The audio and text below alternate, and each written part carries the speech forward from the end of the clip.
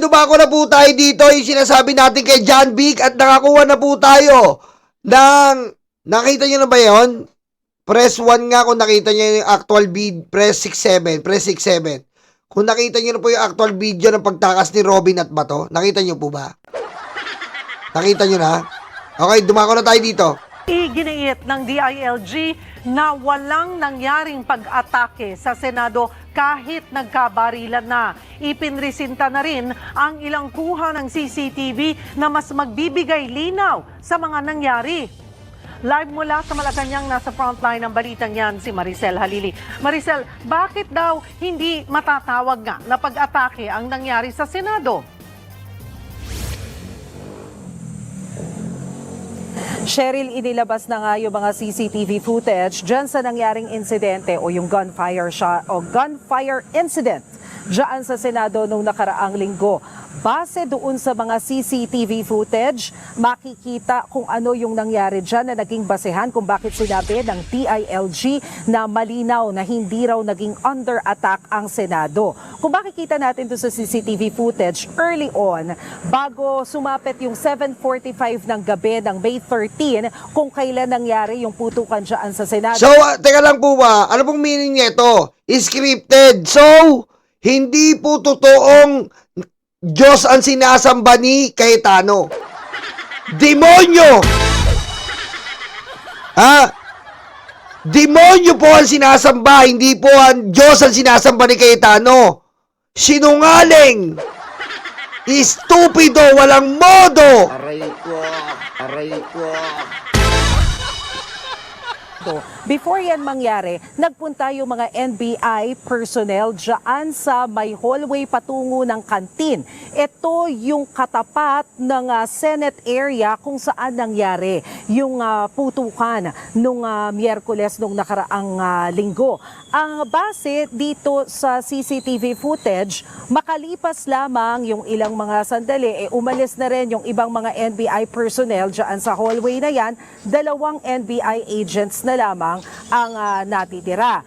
Base rin dyan sa CCTV footage na nakuha dyan sa Senado, makikita yung paghahanda ni Sergeant at Arms Aplaska ng Senado. Ang isa raw sa mga ipinagtataka ng PNP, bakit daw hinayaan din na naroroon yung mga miyembro ng media dahil kung ito ay operasyon, i-clear mo raw yung area na yan at hindi mo hahayaan na may makasunod sa iyo na mga ibang hindi naman kasama supposedly doon sa operasyon to ensure yung safety ng lahat. So isa yan doon sa mga tanong nila. Putik, ang tagal na, naiina ako. Ang hirap. Ang hirap pag dire-diretso live, naka-iiyi ka na eh. Ayop. Aray ko!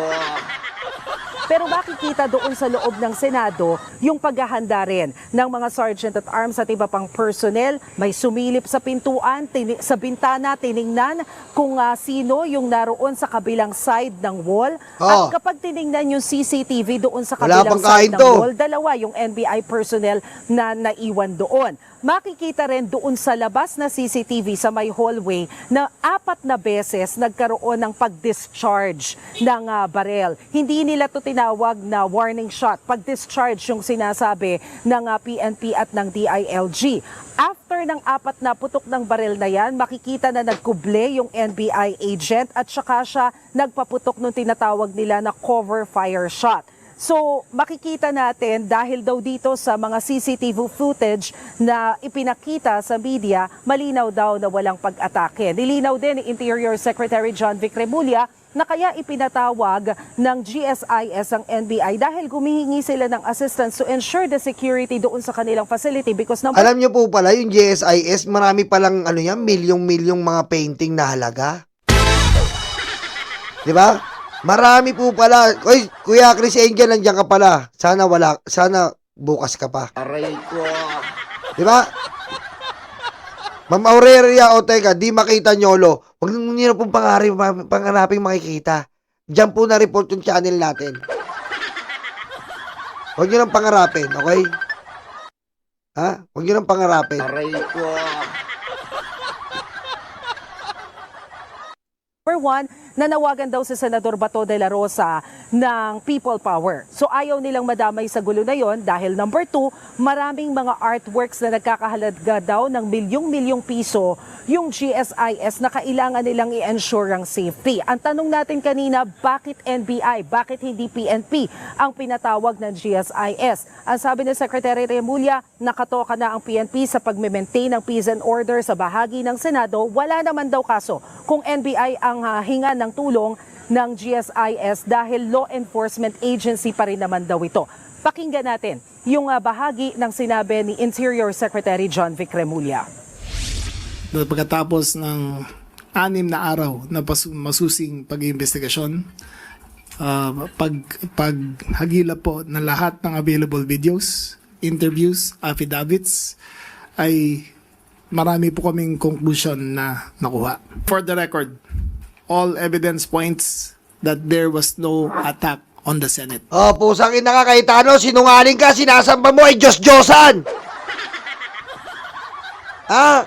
Sinasamba mo Diyos-Diyosan, sinasamba mo Digong Ribulto. Aray ko.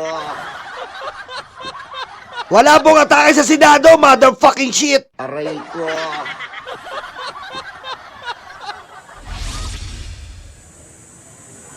Cheryl, base naman doon sa pahayag ng Philippine National Police, partikular ang hepe nila na si General Nartates, nasa 44 shots daw yung initial na nakita nila, pero yung iba dito unaccounted pa. Etong 44 shots daw na ito ay nanggaling mula sa 4 na shooter, galing sa 4 na barel. Kaya lang hindi pa daw na-account kung ano yung barel na ginamit nitong si retired General Aplasca dahil nung panahon na inimbitahan siya ng CIDG para makapagbigay ng detalye, hindi raw ito nakapunta. So ang plano nila ngayon, i-invite nila itong muli para makapagbigay ng more details about it. But for now, ang nakikita nila, yung mga bullet holes daw doon sa mga pintuan, sa bintana, dyan sa area kung saan nangyari ang putukan, mostly galing talaga doon sa loob ng Senado at hindi from outside papunta doon sa loob. Pakinggan natin ang sinabi ni PNP Chief General Nartates.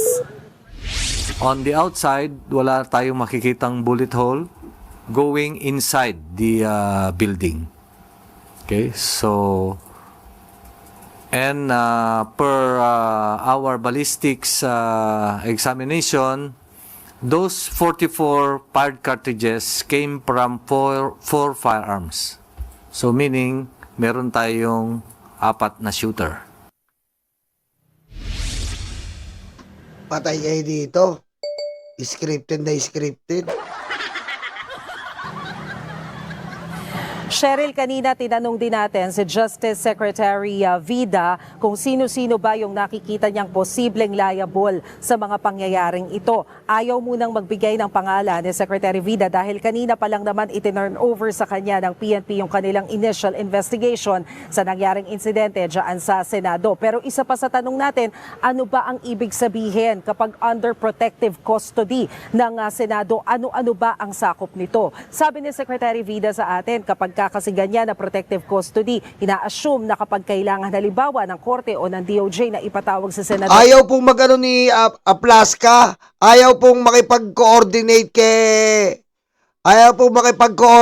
sa investigasyon. Pusang ina mo, Aplasca, ano ba pinagmamayabang mo?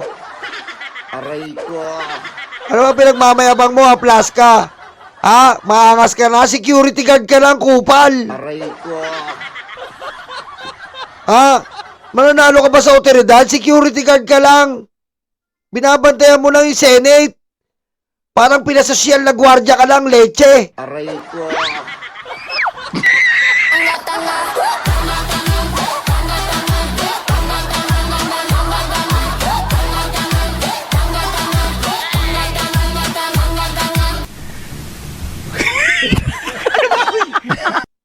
Di ba? Ang yabang, kala mo kung sino, pusang inan to. Pinasosyal ka lang na security guard. Pare-parehas din kayo ng mga ibang security guard, leche ka. Pero yung NBI yun, otoridad yun. They are the authority. You need to comply. You need to obey. And you must comply to the investigation, motherfucking tape. Aray ko. Aray ko. Ikaw naman Cayetano, simula nang dumating ka dyan, pusang ina mo, ginulo mo na, manggulo na nga ng Pilipinas, ginulo mo pa, hayop ka? Ha? Bato, madadala nila para matanong. Pero syempre, ayaw muna niya magsalita kung ibig bang sabihin nito, liable ang Senate leadership, liable ba? Kung totoo man na sinamahan ni Senador Robin Hood Padilla si Senador Bato na umalis nung 2:30 ng madaling araw ng May 14. So lahat ng yan hanging questions pa, bibigyan daw muna ng pagkakataon ngayon ng DOJ para pag-aralan itong initial investigation ng Philippine National Police. Pero ang malinaw ngayon, nasa DOJ na ang bola. Cheryl? Balikan natin yung mga CCTV, Mag-iisang linggo na matapos nga mangyari itong putukan sa Senado. Ang tanong ngayon ng publiko, bakit ngayon lang isinapubliko itong mga CCTV?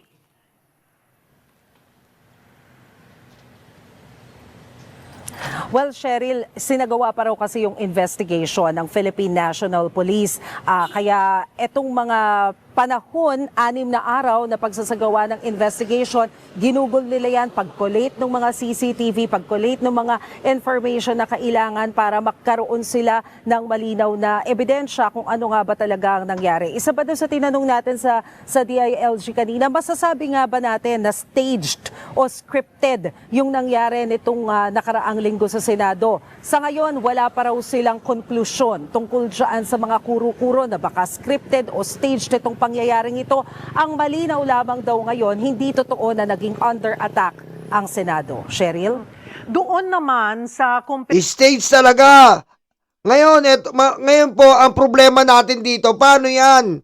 Mga senador po ang putang inang ng gago sa Pilipino. So, wala na naman tayo. Po mahirap Kapag sila po nang-aabuso, paano tayo? Kung tayo mang-abuso, kulong tayo. Sila. Yan po ang problema dito sa bansang ito Yung mga tarantadong senador na to ng abuso, papalampasin na lang natin. Yan po ang mahirap Tarantado to si Robin, tarantado to si Cayetano, mga tarantado tong 13. Aray ko. Ikaw, makita ka, kumuha ka ng isang coke, hindi mo binayaran sa grocery. Kulong ka na, pusang inang buhay to. Aray ko. Hindi po ganon. At ako naniniwala, aksyon ng presidente to. Hindi po dapat palampasin to. Pirmado, di ba kanina sinabi mo mula sa 4 na baril yung mga nakuhang bala. Siguro confirm na dyan yung galing kay Sergeant at Arms Aplaska kasi aminado naman siya na nagpaputok siya, nag-warning shot siya. So yung 3 iba pa, nasabi ba kung saan galing ahensya or itong mga baril na ito ay galing sa loob ng Senate, yung mga nagpaputok nung 3 pang baril? Base doon, ibinigay nila yung mga pangalan, Cheryl. Hindi ko lang hawak yung 4 na pangalan na ibinigay ng PNP kanina. Although malinaw na isa dyan ay si General Aplaska. Yung isa doon sa 4 na pangalan na yon nakalagay NBI agent. Pero ang sinasabi nga ni General Nartates kanina, well, una sinabi nila na 4 yung shooter. Pero kalauna doon sa press briefing, kinlaro nila na hindi. Ang ibig lang nilang sabihin galing sa 4 na baril yung nangyari yan. Pero kasi hindi pa rin... Galing po sa 4 na baril ng OSAA. Tapos ang nangyari po dyan, para hindi kayo malito, yung sinasabi nila nagpaputok, kinuha lang nila yan, ginanon nila ng mga OSAA para may mapagbintangan. Kinuha po yan. Kinuha yan para may mapagbintangan, para masabi nila na talagang kita-kita mo CCTV, pusang ina mo, Aplaska, wala kang pinaputukan. Kaltukan ka namin sa noo Aray ko. Aray ko. Kitang-kita naman, wala kang pinapakuputukan. Hayop ka. Kaltukan ka namin Hindi ka ba namang abnormal kang hayop ka? Para lang maisagip mo si Bato. Ayan ang ginawa mo. Ngayon, dito na po tayo. Pagtakas ni Robin tsaka ni Bato, ito po yung CCTV. Dito po tayo.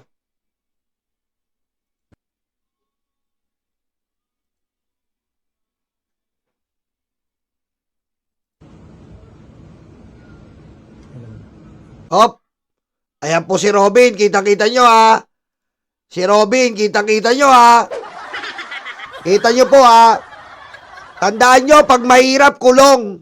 Kailangan pag senador, kulong din po. Harboring of criminal, obstruction of justice to.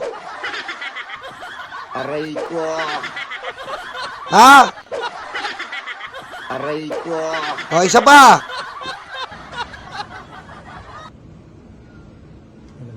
O, pusang ina mo, Robin. Ikaw na ikaw. Walang utak o walang ulo.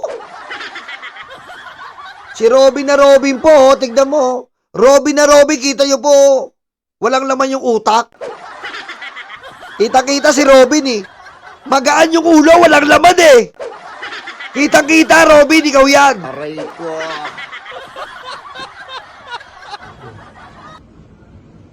Kitang-kita po, yan, naglakad po. Papunta po sa Fortuner niyang puti. Ayan ha, papuntang Fortuner na puti, oh. Ayan oh, oh. Oh, may babaeng nagdala ng gamit, oh. Ayan oh. Oh.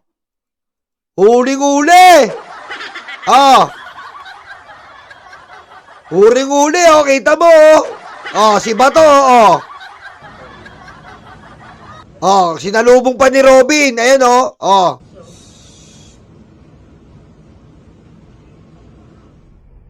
Oh, ayan si isang kuwa.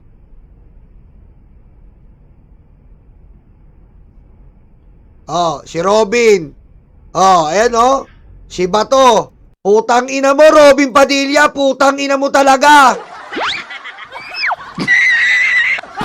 Talaga.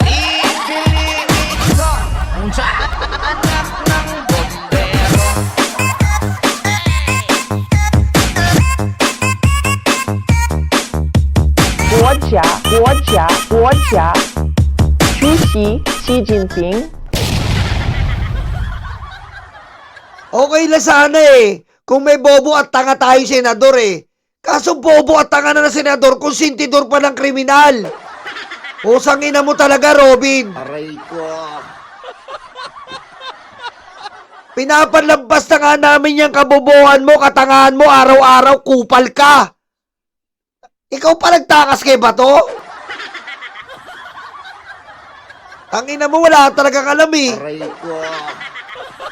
Ang ina mo eh. Wala ka na naambag sa lipunan, nagambag ka pa ng sakit ng ulo, kinupkup mo pa yung kriminal. Aray ko. Aray ko. Robin, ano ba? Hanggang kailan kami magsasakripisyo sa'yo? Kailangan ba lagi na lang kami mag-a-adjust sa kabobohan mo? Kailangan ba kami lagi yung maunawain? Kailangan ba kami lagi nakakaunawa? Yung ina mo! Aray ko. Aray ko. Ang bobo-bobo mo na, pabigat ka pa! Yung ina mo! Aray ko. Oh? Na iyon, nakuna ng GMA News ang puting SUV na ito palabas ng Senado at ang plaka kapareho ng plate number. Oh, ngayon, anong masasabi mo? Kupal ka. Oh. Anong masasabi mo yung ngayon sa katarantaduhan mo? Oh.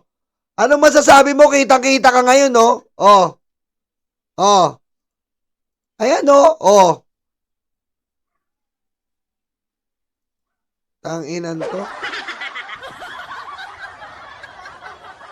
Ayop talaga. Lord, ba ito? Ang tagal naman ng sumpa na to. Kailan ba matatapos to? Ang inan to ni Robin, napakahayop talaga. Wala po talaga tayong masabi dito sa hayop na to. Biro mo, siya mismo. Sasabihin niya, hindi ko kinikilala yung ICC. Putang ina mo, ikaw nga, ayaw na ka na namin kilalanin Pilipino ka, hayop ka eh. Ayaw ka namin kilalanin senador. Ayaw ka namin kilalanin Pilipino ka, hayop ka, ginagamit mo pa yung Muslim.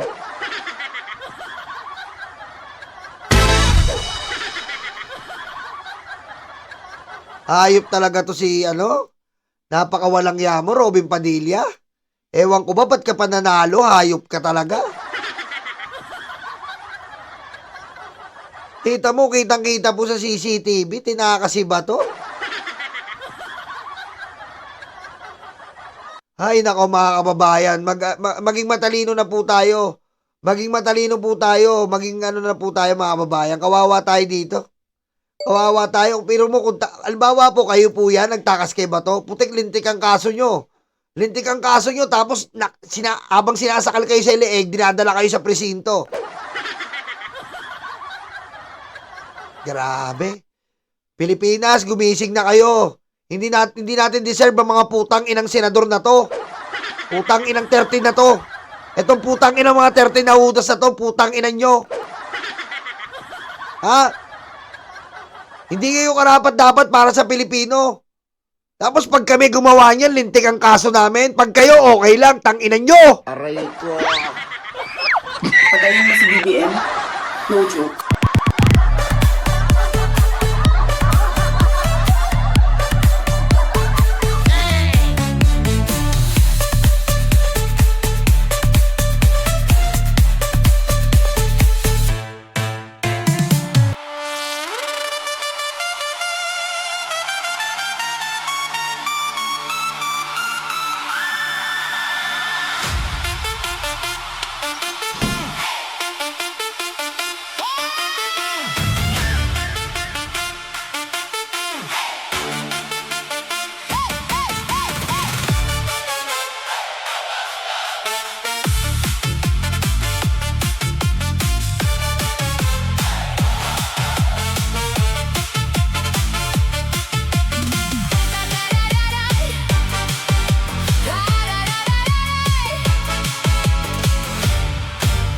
Oras na para uminom ng gamot. Aray ko.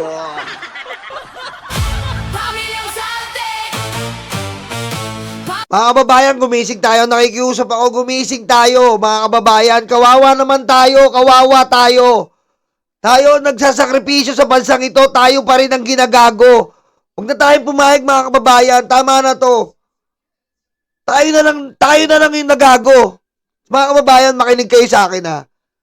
Okay na po yung tayong nagago, tayo na po yung natatanga. Huwag lang po yung mga susunod na henerasyon ng mga kabataan. Huwag lang po yung mga anak natin. Huwag naman po yung mga apo natin. Ayos na to, tanggapin na natin. Sa sarili natin na tanga tayo, na bobo tayo ng mga senador, na mga gagong to. Pero sana naman po huwag natin hayaan magago yung mga anak natin, magago yung mga apo, magago yung susunod na henerasyon. Sa atin na mismo, tayo na gumawa ng paraan para maayos natin to. Kumilos na tayo mga kababayan, hindi na tama to. Sila ang magsasaper. Tapos na tayo dito eh. Nagawa na natin, i-establish na natin ang sarili natin. Intindihin natin ang ating mga future na salinlahi. Mga anak, apo. Kawawa sila kung ganitong sistema ng injustice ay nakakalusot sa ating bayan. Maraming salamat po. Yolo the Third. Medyo pogi, pero sobrang gwapo.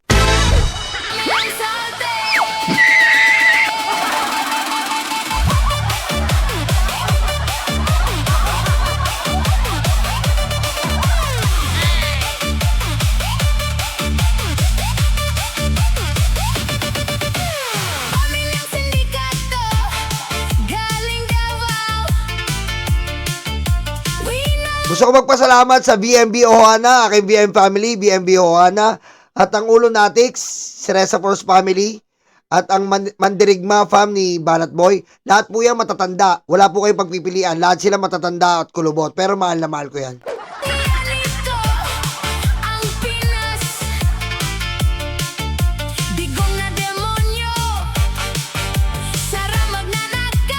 YOLO for Senator. Pinag-iisipan ko na po, tatakbo na ako ng senador, kasama ko si Mike Cervera. Aray ko.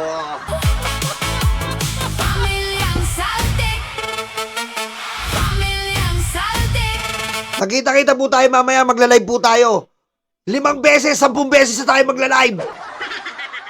Aray ko.